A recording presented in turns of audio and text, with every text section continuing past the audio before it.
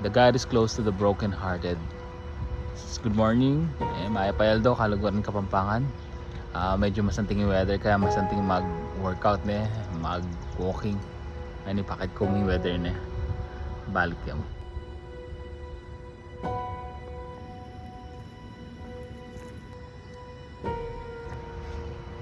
Alas 6 nga pa, so minuro na bengi.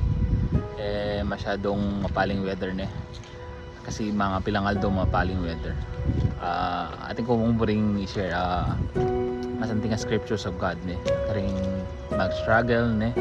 Minsan kimbiya talaga dahil tamo pagdalaan either problem yung family, problem yung relationship, siyempre of course financially ne. Dahil tamo talaga isipan.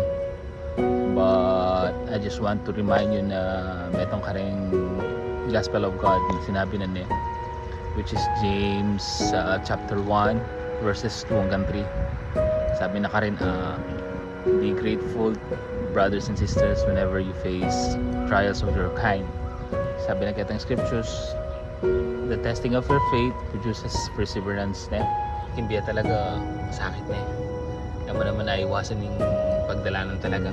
Isipan nyo na muna by maging jewelries in gold or kaya yung silver, medyo bala mo batula pa rin eh. Masyas lang gagawan da kayo para lambot lang, hindi nandalang pressure or high temperature ne. Sobrang pali bago lang maging masanting jewelries.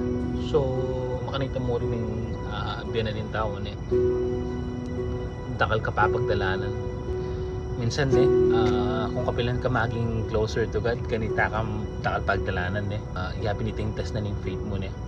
Mga di ala naman daratang ne. Although sisimba ka minsan ne, wala kang paldo ne. Mag-share na ka man blessing mo pero alang daratang ka ng prayers mo.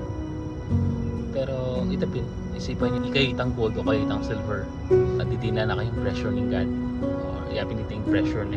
Ang high temperature banta malaso kayo lumalitang faith shoot talaga na yung apong Ginoo kaya rin na yung pressure rate ali naman nakaman magstay ka rin magiging masanting jewelries or adi kang happy ending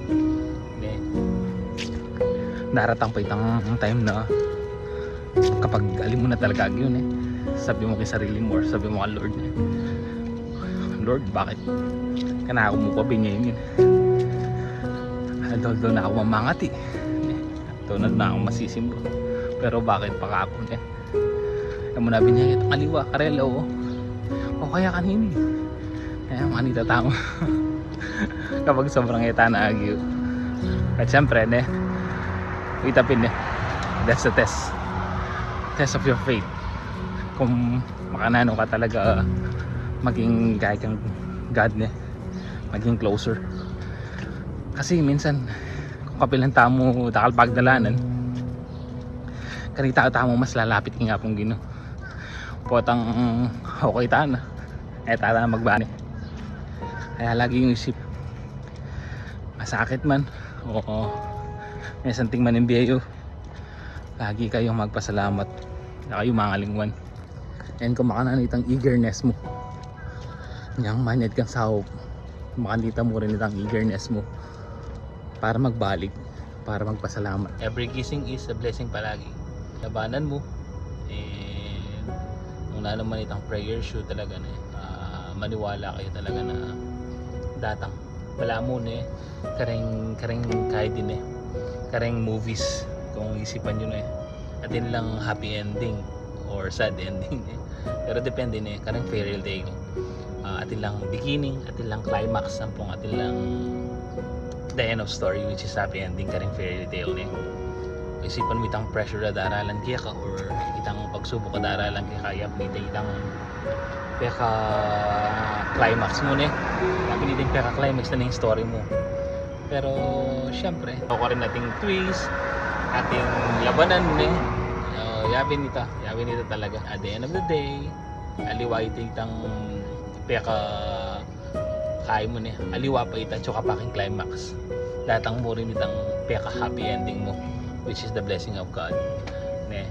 so ita mo be grateful every day and be a blessing para kangaliwa mo rin eh. Kita mo, share kayo mo. Hanggang sa muli. God bless guys.